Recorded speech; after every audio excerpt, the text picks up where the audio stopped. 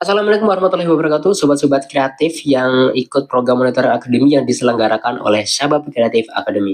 Di sini aku founder dari Sabab Kreatif Academy akan sedikit menyampaikan tentang materi kedua, yaitu mungkin kita akan belajar mengenai prinsip-prinsip belajar desain. Ya, di sini sebelum kita memasuki ke materi, yaitu banyak banget ya mungkin teman-teman yang mereka itu belajar desain nggak tahu prinsip-prinsip belajar desain itu apa. Maksudnya itu kalau kita belajar desain tuh poin-poinnya apa aja sih yang perlu diperhatikan. Nah, di sini makanya bootcamp ataupun program ini tuh dibikin itu biar teman-teman itu paham untuk mulai tahu apa aja sih poin-poinnya di sini tuh apa kalau kita belajar desain biar desainnya itu bagus gitu. Desainnya memenuhi standar lah intinya.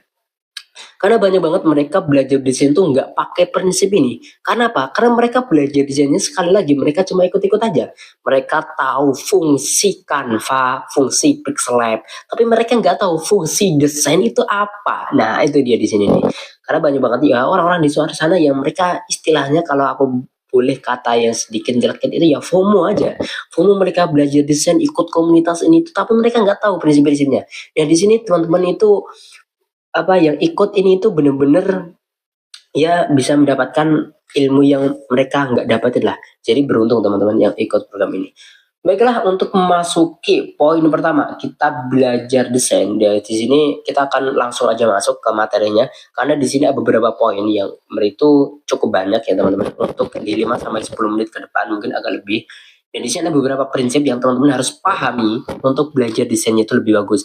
Nah, kalau mungkin setelah ini teman-teman belajar desain ataupun ada materi dan juga teman-teman nggak tahu apa namanya nggak belajar di materi ini, mungkin teman-teman ya udah dipastikan yang tugasnya banyak salah itu mereka nggak ikut materi yang kedua ini. Karena sebenarnya ini tuh poinnya di sini nih untuk belajar desain ya.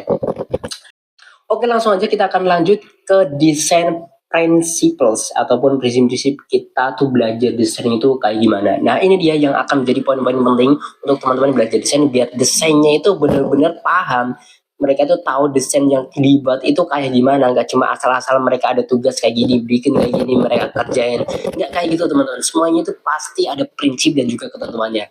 Nah, ini dia poin pentingnya di sini. Oke, langsung aja untuk prinsip-prinsip kita belajar di sini. Di sini ada beberapa poin yang teman-teman harus pahami, yang teman-teman harus mungkin yang memperhatikan lebih baik. Oke, langsung aja tanpa basa-basi ya teman-teman. Di sini aku bakal langsung aja desain principle ataupun prinsip-prinsip kita belajar desain. Nah, untuk materi ini tuh sebenarnya udah pernah aku sampaikan ke beberapa webinar dan juga seminar. Nah, ini yang aku sampaikan di sini bukan yang aku bikin sendiri ya teman-teman, bukan karena karya aku. Cuma di sini aku juga ambil prinsip-prinsip desain yang pernah aku belajar di MySkill. Nah, kalau teman-teman tahu itu MySkill dulu aku pernah ikut bootcampnya dan inilah yang aku dapetin dan di sini aku bakal salurin ke teman-teman yang belum paham dan juga terutama mereka yang teman-teman belum tahu benar-benar soal desain. Dan di sini dia poin-poinnya kalau kita belajar desain. Nah, langsung aja prinsip-prinsip kita belajar desain. Yang pertama adalah coloring, yaitu gimana color itu gimana cara kita ngebuat desain itu warnanya itu sesuai ataupun warnanya itu nggak kontras banget lah ya. Ini dia ada beberapa model ataupun beberapa rumusan. Di sini sebenarnya banyak rumusnya, cuma di sini aku ambil beberapa, cuma 6 aja yang akan kita bahas tuntas karena ini yang paling sering digunakan dan juga familiarnya itu di sini. Oke, langsung aja. Rumus pertama di sini adalah complementary, yaitu gimana kita bikin warnanya itu mengambil dari ini kan namanya ini tuh namanya kan lingkaran warna ya ataupun color wheel. Nah, di sini ada beberapa color wheel itu kan tetap ya sifatnya ya. Jadi bukan warnanya itu bukan asal tapi warnanya itu mesti kayak gitu terus. Nah, di sini tuh sifatnya complementary-nya itu di sini, yaitu untuk kita ngambil warnanya itu dari dari lawannya. Jadi mungkin di sini teman-teman ambil warna merah di sini. Nah, lawannya merah itu di sini apa? Biru ataupun apa. Nah, di sinilah complementary-nya itu kayak gitu. Jadi teman-teman untuk membuat desain itu warnanya itu sesuai rumusnya itu kayak gitu. Jadi mungkin nanti kalau pengen menggabungkan itu kayak gini, complementary. Complementary itu warnanya itu berlawanan. yaitu di sini warna merah, nanti tambahannya itu warna biru atau hijau ini di sini. Nah, itu untuk complementary. Dan juga ada juga analogous. Analogous itu warnanya itu mengambil warna yang saling yang saling bersampingan. Nah, bukan kalau yang complementary tadi kan berseberangan. Kalau analogous itu bersampingan. Jadi mungkin di sini ada warna biru, itu tambahnya biru tua dan gabungannya itu warna ungu. Ya, itu dia analogous. Yang di sini mungkin kita kalau implementasikan lebih jauh, ya mungkin teman-teman di sini mungkin bisa geser. Mungkin kalau di sini warna hijau, sampai nanti tambahannya itu warna kuning dan juga warna orange. Nah, itu kayak gitu. Sistem analogous tuh kayak gitu. Dan juga ada triadik. Triadik itu membuat apa namanya? Rumusnya itu yang ngebuat jadi sorry. Jadi rumusnya itu yang bakal ngebuat menjadi bentuk segitiga sama sisi. Nah, di sini tuh nanti, jadi kalau teman-teman pakai rumus triadik nanti itu mungkin warnanya di sini ada warna biru. Ya mungkin di sini berarti kalau kita buat skema pakai rumus triadik ini, ya kita buat aja di apa namanya, pakai apa namanya ini namanya, segitiga sama sisi. Nah, baru teman-teman nanti bisa cari warna yang di sini. Nah, setelah itu juga ada split complementary. Jadi pertama itu kita cari berseberangan. Itu sebenarnya ini ya, apa namanya, segitiga. Cuma pertama ini complementary itu kan berseberangan dari ini. Nah, split complementary itu complementary-nya itu mungkin warna kuning dan juga seberangannya itu warna apa? Warna ini, warna ini berapa ini? Pink ya mungkin. Nah, setelah itu baru nanti dibuat splitnya itu kayak gini, membentuk sebuah segitiga sama kaki ya kalau nggak salah. Nah, itu untuk split complementary. Dan juga ada tetriadik, yaitu membuat rumusnya itu yang menjadikan nanti itu di sini itu ini apa namanya, persegi panjang. Jadi mungkin teman-teman di sini warnanya di sini tuh warna orange, merah dan juga biru, dan juga di sini biru muda. Nah, ini dia dibuat skema ataupun rumus pakai tetriadik itu membuat bentuk persegi panjang dengan gini rumusnya. Ataupun square. Square itu ya nanti buatnya persegi persegi kayak gini. Nanti lebih condongnya itu membuat warnanya itu lebih ini, lebih apa namanya, lebih mudah lah. Nah, di sini membuat yang bentuknya seperti kotak. Nah, itu untuk rumus-rumus coloring. Jadi kalau teman-teman bingung itu pakai rumus ini tuh udah bisa banget kalau coloring. Nah, setelah itu kita lanjut ke poin selanjutnya. Nah, poin selanjutnya itu adalah kontras. Nah, untuk kita membuat desain itu kita harus pastikan desainnya itu kita itu kontras. Kontrasnya dalam artian warnanya itu nyambung, bukan pakai warna-warna yang sama, ataupun maksudnya sama itu dalam artian membuat membacanya itu sulit. Kalau ini coba lihat kontras, di sini ada warna biru, di sini warna kuning. Kalau teman-teman lihat, ini kan kontras. Kontrasnya itu mereka coba lihat, teman-teman di sini itu menggunakan color palette, menggunakan rumus apa, coba lihat teman-teman lihat. Kalau di sini warna kuning, oke, warna kuning. Terus itu di sampingnya warna biru. Nah, ini kontras ya. Kita lihat coba contoh mereka ada yang gunain warna kuning atau enggak. Nah, mungkin kalau teman-teman bisa teman-teman bisa kembangin lebih jauh. Mungkin kalau ini ya, ini tuh pakai rumus dengan bahan mungkin pakai ini, 3 ini. Nah, jadi mungkin di sini biru, di sini kuning, habis itu nanti ada tambahannya mesti. Nah, mungkin di sini merah. Nah, itu dia. Nah, itu dia. Mungkin nanti kan tadi biru nih, ini kuning, merah, biru. Nah, di sini. Nah, itu pakai rumus triadik. Nah, itu ngebuat warnanya itu sama kontras gitu. Nah, itu dia poinnya. Jadi gimana caranya? Jadi coloring sama kontras ini sebenarnya berseberangan ataupun bukan seberangan. Maksudnya itu sama alurnya. Yaitu untuk kalau kita paham color ini yang akan membuat desain kita bisa lebih kontras. Nah, tinggal disesuaikan aja gimana implementasinya nanti.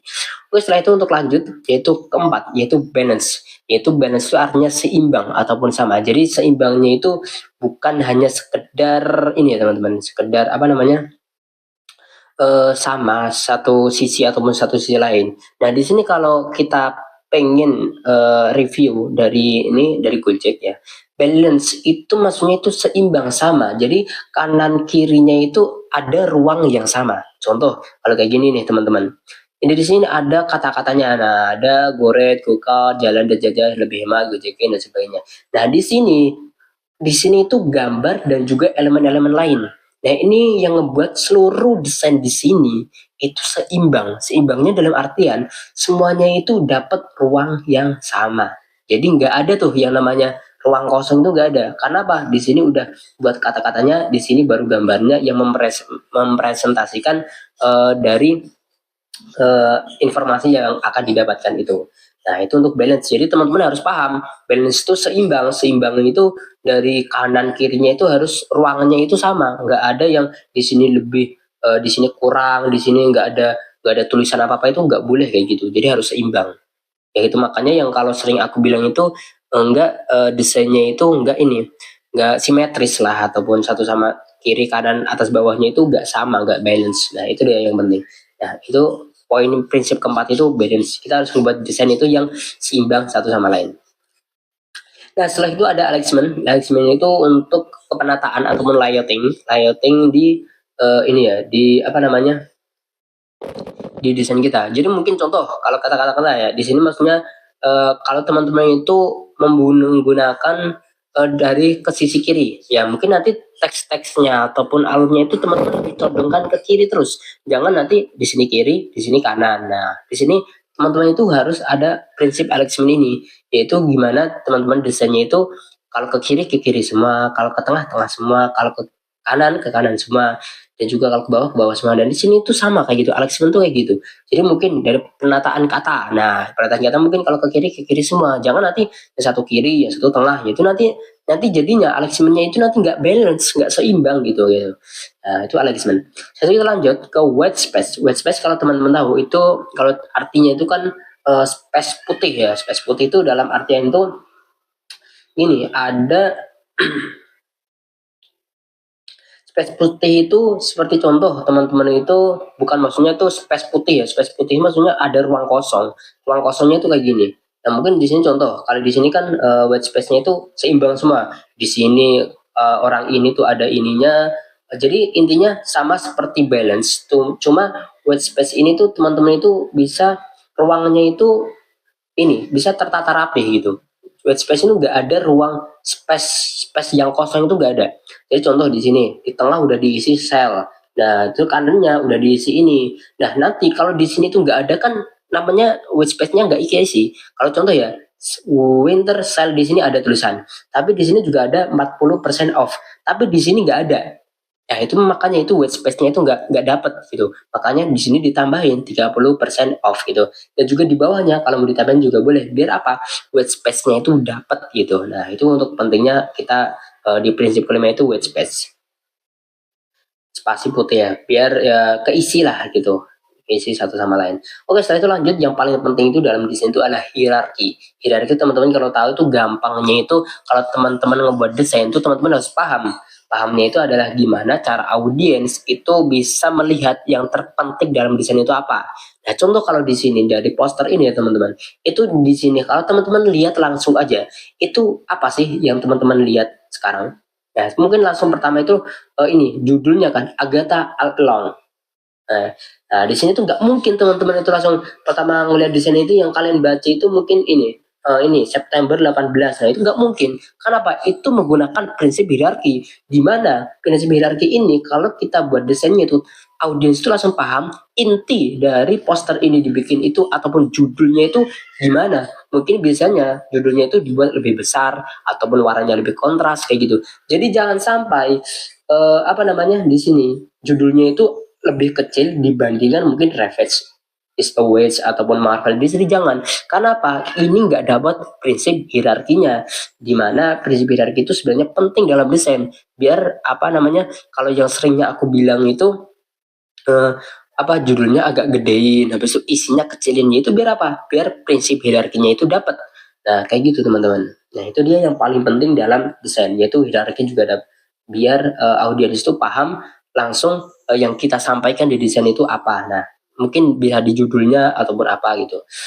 Nah, itu untuk hierarki. Nah, setelah itu dia beberapa 6 prinsip desain yang terpenting itu yaitu mungkin yang pertama tadi color, habis itu kontras, habis itu balance yaitu seimbang, habis itu alignment, itu white space, dan juga setelah itu yang terakhir itu hierarki. Nah, sebenarnya ada beberapa hal ya teman-teman yang mungkin kurang. Tapi ini dia poin penting, prinsip-prinsip belajar desain itu di sini. Jadi kalau teman-teman udah paham ke-6 prinsip ini, teman-teman bakal lebih mudah untuk desain. Karena apa? Yang pertama, teman-teman udah tahu cara colornya, cara belajar colornya itu kayak gimana. Jadi teman-teman udah paham untuk membuat desain itu lebih kontras itu kayak gimana. Nah, terus itu balance-nya itu gimana? Teman-teman itu desainnya udah paham untuk biar ruang-ruangannya itu seimbang, artinya sama semua. Jadi ada yang keisi, di sini keisi. Jadi kayak gitu. Ada isinya lah, nggak ada yang mungkin di sini putih semua, itu nggak ada kayak gitu. Dan di sini alignment itu biar apa? Biar penataan dari teks ataupun layouting itu teman-teman itu seimbang semua. Sama kalau di kiri semua, kalau di tengah semua, kalau di kanan semua kayak gitu. Nah setelah itu white space, yaitu white space itu biar nggak ada space kosong di desain kalian. Jadi nggak ada, mungkin di sini dikasih tapi di sini nggak ada dikasih, yaitu yang ngebuat kurang white space-nya gitu teman-teman. Nah setelah itu yang keenam, yang terakhir itu hierarki, yaitu poin penting dalam kita buat desain, yaitu gimana cara agar audiens itu kalau kita ngelihat desain kita itu langsung paham apa sih yang disampaikan, apa sih yang harus ditonjolin di desain kita. Nah itu dia beberapa prinsip kita belajar desain. Jadi kita belajar desain itu nggak asal ya teman-teman. Kalau aku ngoreksi ataupun ini kurang itu bukan asal-asalan aja, bukan asal-asalan ini tuh pengen aku kayak gini, enggak. Jadi kalau disclaimer ya teman-teman, kalau apa namanya, kalau teman-teman tahu yang aku koreksi itu bukan stylenya kalian gimana, kurang apa, nah itu tapi dari prinsip-prinsip keenam ini teman-teman. Jadi biar apa? Biar teman-teman itu setidaknya mungkin teman-teman punya stylenya sendiri, tapi teman-teman harus tahu prinsip-prinsip kita belajar desain itu apa aja. Nah di sini yang aku sampaikan dan aku koreksinya itu di sini. Nah jadi teman-teman di sini siapa yang masih belum paham buat kalau kita belajar desain itu kayak gimana? Ya mungkin teman-teman mungkin nanti bisa tanya ke aku sendiri ataupun ke mentor-mentor kalian. Nah, adapun untuk terakhir untuk tugas tes dari tugas ini, teman-teman bisa mencatat ataupun mendeskripsikan atau membuat desain yang dimana desain itu mendeskripsikan apa yang aku sampaikan tadi, prinsip-prinsip desain itu apa aja, bla bla bla begitu. Nah teman-teman untuk tugas ke materi kedua di sini. Ya mungkin cukup sampai di situ pertemuan materi kedua di sini, pembelajaran kedua. Semoga teman-teman bisa mulai paham apa itu desain dan sebagainya, agar teman-teman itu belajar desainnya itu nggak sia-sia. Ya itu mungkin beberapa yang aku sampaikan di materi kedua kali ini. Semoga teman-teman bisa bermanfaat dan juga stay kreatif. Bersama aku Al, pamit undur diri. Wassalamualaikum warahmatullahi wabarakatuh.